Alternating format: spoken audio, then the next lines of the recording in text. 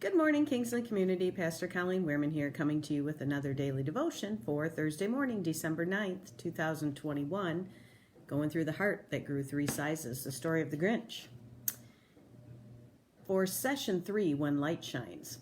In our culture, gifts have become a huge part of the Christmas tradition. It's fun and rewarding to give presents, sometimes heaps of presents, to the people we love. But this tradition can be a burden as well. It can be stressful to choose the perfect gift, and it's not uncommon for many to go into debt trying to fill the house with presents for Christmas cheer.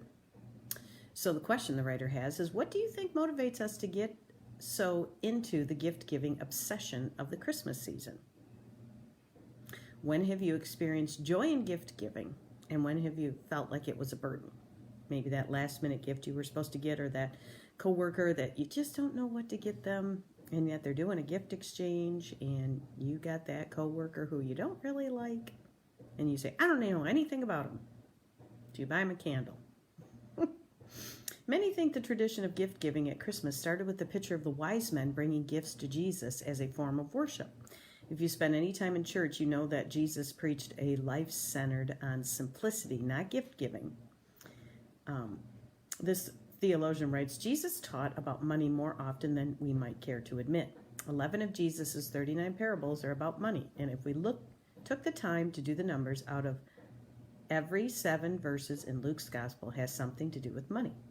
So Jesus has given us a very clear teaching about how to view our money and possessions. So you're to read Matthew 6, 19, and 22, where Jesus says, don't store up on earth what can perish, what can rust, what can be destroyed, but build up treasures in heaven.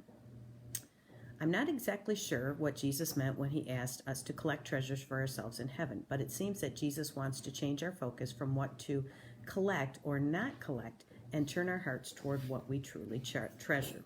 So when we're talking about gifts, we see that these trees, presents, lights, gifts, they have become so crucial to Christmas that the Grinch did not hesitate to target them, as so he thought to destroy the Who's joy. This week, we need to think about these symbols that we associate with Christmas and how Jesus is calling us to go deeper into our desire for the good things that they represent. And so the gifts that the wise men brought were really practical gifts. The gold they would use as they fled to Egypt when Herod put out the law to kill all three-born boys and younger. The frankincense was a symbol of power and deity, anointed the king. That's what they would anoint kings with.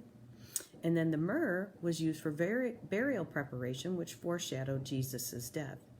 These gifts also echoed the gift of Mary, who anointed Jesus' feet with expensive perfume, the frankincense or perfume. The Grinch missed the point of all the gifts, and we probably do as well. What might it mean for your gift giving to be more Christ-centered this season? What would have to change in your practice, in your attitude, in your interactions with those around you?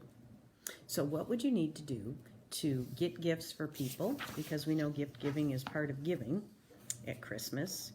But instead of the burden, what could you give people that reminded them and you of the Christmas story about Jesus? So that takes a little bit more thought, but maybe it will be more of a thoughtful gift. So that's something to think about today. And I will see you back here on Monday. Otherwise, join me this Sunday as we journey through the heart that grew three sizes. And we're going to talk about the war on Christmas. Is there really a war on Christmas? Did it just start when Bill O'Reilly decided there was going to be a war on Christmas? Or did it start a long time before that? And we're going to talk about how a lot of times in the church we get all upset about people saying Happy Holidays instead of Merry Christmas, and some other things that we associate with need to be said at Christmas, where Jesus can break through in any secular tradition. And that's what we need to be pointing to. So that's what we're going to talk about this Sunday at 9 a.m., live person or in stream. Or live person. In person or live stream. Or live people. We'll see you Sunday.